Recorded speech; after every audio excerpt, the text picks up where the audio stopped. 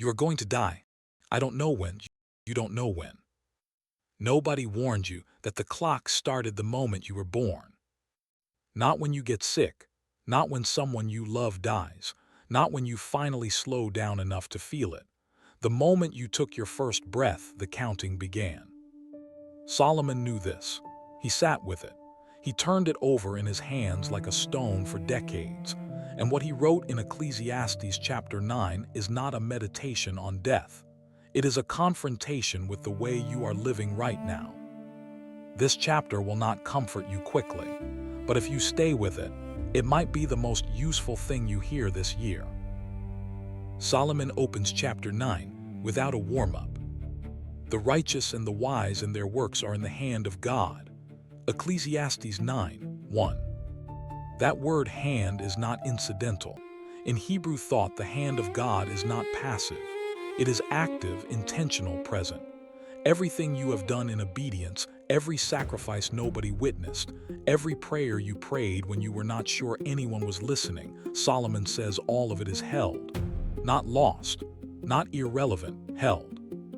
But then he immediately unsettles something we depend on too heavily. No one knows either love or hatred by anything they see before them. We want our circumstances to tell us where we stand with God. We want health to mean favor. We want financial stability to mean blessing.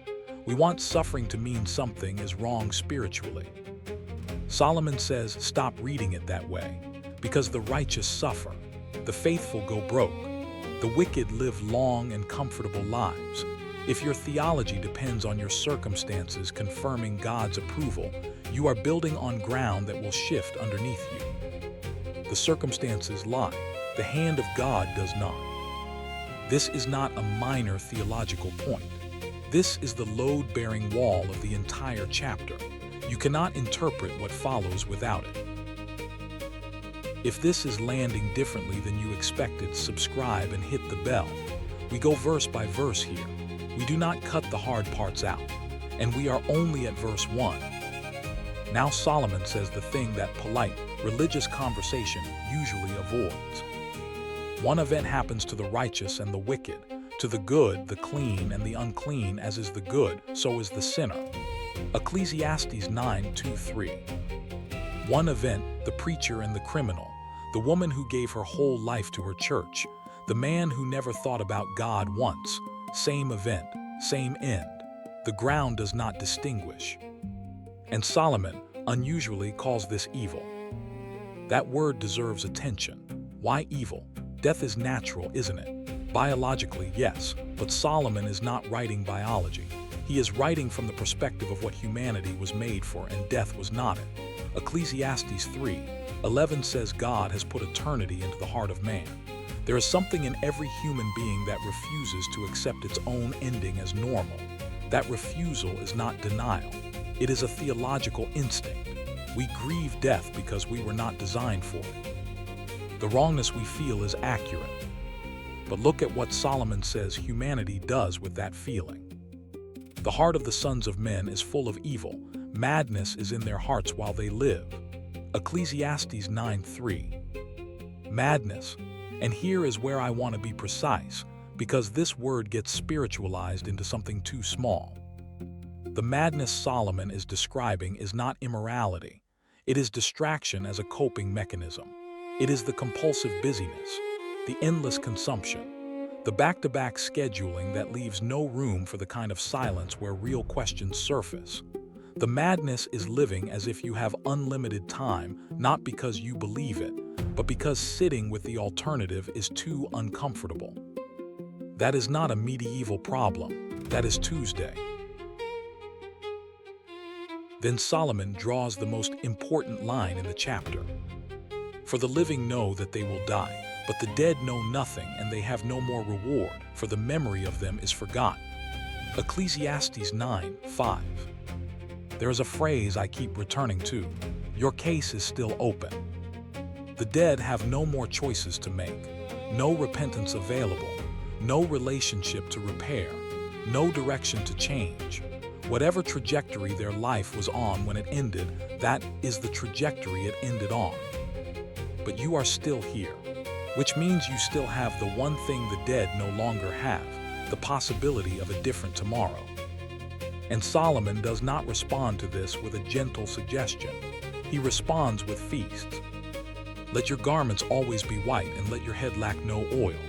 Ecclesiastes 9:8. In the ancient Near East, white garments and oil were celebration clothes, feast clothes. Solomon is not telling you to pretend life is easy.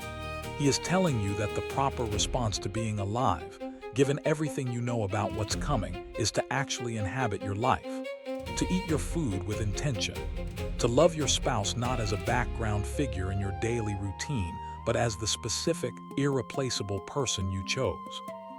Live joyfully with the wife whom you love all the days of your vain life.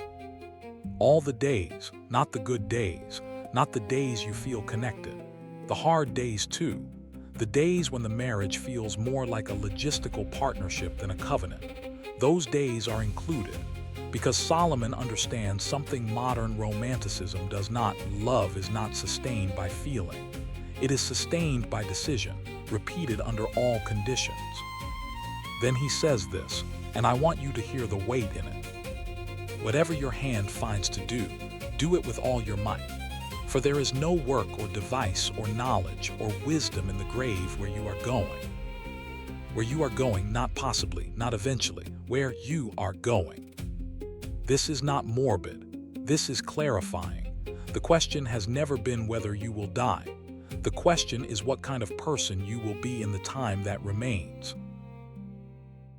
The race is not to the swift, nor the battle to the strong, nor bread to the wise, nor riches to men of understanding, nor favor to men of skill, but time and chance happen to them all. Ecclesiastes 9:11. Solomon is systematically dismantling the merit myth. We structure our entire lives around the belief that competence is protection, that if we are skilled enough, disciplined enough, strategic enough, we will be insulated from catastrophe. Solomon watched enough of life to know that is not how it works. The fastest runner trips on a rock nobody saw. The hardest worker gets a diagnosis on a Tuesday afternoon. The most careful planner gets caught in circumstances no plan could have anticipated. This is not fatalism. Solomon is not saying effort is pointless. He is saying effort is not sovereign. There is a massive theological difference between those two statements. You are called to work. You are not called to believe your work controls outcomes. That is God's territory, and when you occupy it, you do not get peace. You get anxiety because you are holding something too heavy for human hands. And then he makes it visceral. For man also does not know his time. Like fish taken in a cruel net, like birds caught in a snare, so the sons of men are snared in an evil time when it falls suddenly upon them. The fish is not foolish. The fish was swimming normally. The snare is not a punishment. It is simply suddenness, the thing nobody saw coming. If you have ever been blindsided by something that destroyed a plan you trusted completely, Solomon saw you coming. And he is not offering false comfort. He is offering honest company. Solomon ends the chapter with a small story.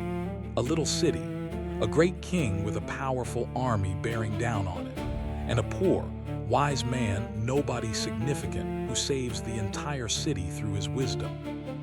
Yet no one remembered that same poor man.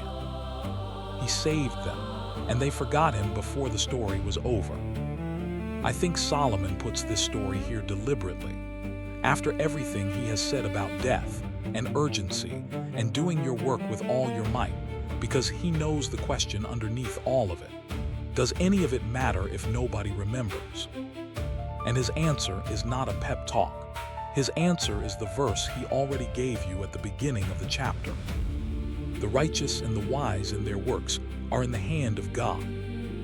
Your legacy is not determined by who remembers your name. If you are raising children in faithfulness that nobody praises, serving your community in ways that don't generate any attention, praying for people who don't know you're carrying them, that work is not lost in the noise.